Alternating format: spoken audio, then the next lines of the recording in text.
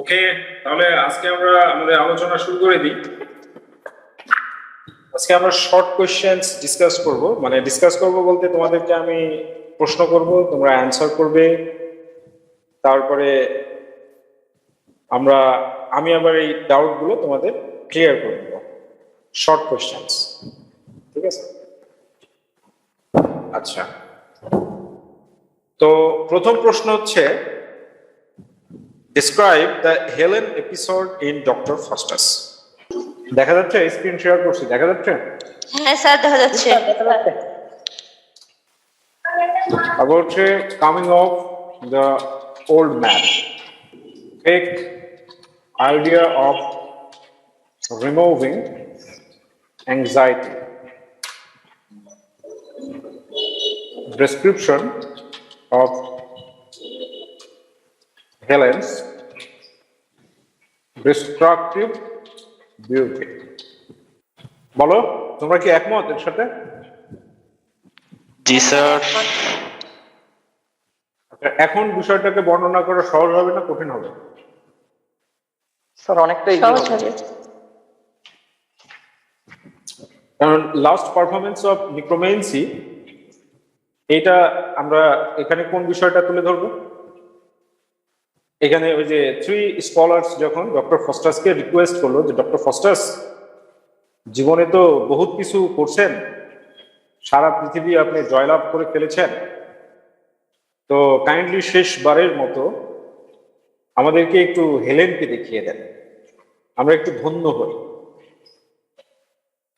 তো doctor Faustus three scholars এর রিকোয়েস্টে হেলেনকে নিয়ে কিন্তু চলে আসলো। এইটা একটা ব্যাপার। তো লাস্ট পারফরমেন্সে ডক্টর ফস্টাস যে লাস্ট যে পারফর্মটা করলো, সেই পারফরমেন্সটাও কিন্তু একটা ট্রামেন্ডাস পারফরমেন্স ছিল, ফ্যাবিউলাস, স্পেকটাকুলার, একটা চমৎকার একটা কিন্তু পারফরমেন্স ছিল এইটা। আচ্ছা, এরপরে থ্রি স্কলার্স যখন তোমার হচ্ছে চলে গেল, তখন বিষয়টা কি হলো? Coming of the old man. তো এরপরে একটা বৃদ্ধ মানুষ ডক্টর ফস্টাসের কাছে আসলো। এটাকে আমরা বলতে পারি যে হয়তো শেষবারের মতো গড তোমার ডক্টর ফস্টাসের জন্য একজন অ্যাঞ্জেলকে পাঠিয়েছিলেন। এটাও কিন্তু আমরা বলতে পারি যে শেষবারের মতো হয়তো গড ডক্টর ফস্টাসের জন্য অ্যাঞ্জেলকে সেন্ড করেছিল। কিভাবে অ্যাঞ্জেলকে সেন্ড করেছিল এটা আমরা প্রমাণ করতে পারি, কারণ মেফিস্টোফেলিসকে যখন ডক্টর ফস্টাস বলে যে তুমি ওল্ড ম্যানকে একবারে মানে উচিত শিক্ষা দাও, ছিন্ন ভিন্ন করে দাও, তখন ডক্টর ফস্টাস কে মেফিস্টোফেলিস কি বলল? যে অত্যন্ত যারা ধার্মিক ব্যক্তি তাদেরকে শয়তান কিছুই করতে পারে না। এখানে পৃথিবীতে যে আইডিয়ালাইজ যে পার্সন, এই পার্সনের মধ্যে আমরা অ্যাঞ্জেলিক ফর্মটা কিন্তু খুঁজে পাই।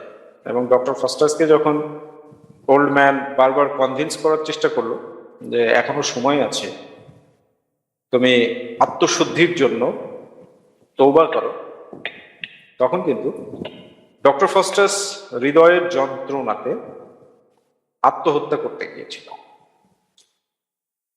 তো এইটা হচ্ছে এই যে হেলেন এপিসোডের মাঝের একটা লাস্ট চান্স ডক্টর ফস্টাসের জন্য। এরপরে বিষয়টা কি দাঁড়াচ্ছে, যে এরপরে যেটা আসতেছে সেটা হলো যে fake idea of removing anxiety. তো ডক্টর ফস্টাস খুব উদ্বিগ্ন হয়ে গেল যখন সে তওবা করতে পারলো না। তখন সে আবার মেফিস্টোফেলিসকে বললো যে মেফিস্টোফেলিস, তুমি হেলেনকে হাজির করো, নিয়ে আসো হেলেনকে আমার কাছে, beauty queen of the world. এবার হেলেনের ডিস্ট্রাকটিভ বিউটির বর্ণনা দিচ্ছে, যে হেলেন হচ্ছে এই পৃথিবীর সবচেয়ে কেন সুন্দরী মেয়ে, এবং তার সৌন্দর্যে বিমোহিত হয়ে মানে প্যারিস তাকে নিয়ে কেন পালিয়েছিল, এবং কিভাবে হেলেন একটা ডিস্ট্রাকটিভ যুদ্ধ নিয়ে এসেছিল সেই বিষয়টা বর্ণনা দিল। এবং লাস্টলি ডেভিল ওয়েতে হেলেনকে কিস করছে ডক্টর ফাস্টাস এবং বলছে যে আমাকে তুমি অমর করো, হে হেলেন তুমি আমাকে অমর করে দাও, মেক মি ইমর্টাল। তো মেক মি ইমর্টাল এই বিষয়টা দ্বারা বেসিক্যালি ডক্টর ফাস্টাস কিন্তু ডেভিল ওয়েটাই ফাইনালি চুজ করলো। এটা আমরা মোরালিটিতে এরকম বিষয়টা তুলতে পারি যে ডক্টর ফাস্টাস তার জীবনের যে শেষ সুযোগটা ছিল সেই শেষ সুযোগটাও সে হাতছাড়া করলো এবং শেষ পর্যন্ত সে ডেভিল ওয়েটাকেই বেছে নিল, যার রেজাল্টটা হলো সে চিরস্থায়ীভাবে নরকের বাসিন্দা হয়ে গেল, জাহান্নামের বাসিন্দা হয়ে গেল। So these are the keywords of this topic. Keywords are keywords of the question. Question type describe Helen episode in Dr. Faustus. এখন যদি এই কোশ্চেনটা যদি পরীক্ষায় আসে লিখতে পারবে না? ইনশাআল্লাহ স্যার। পারবে না এরকম কেউ আছো? এনিবডি যে পারবে না? স্যার পারবো নিজের মতো করে লিখতে। হ্যাঁ, নিজের মতোই তো লিখতে হবে না, সেটাই তো বলা হচ্ছে যে নিজের মতো করেই লিখতে হবে।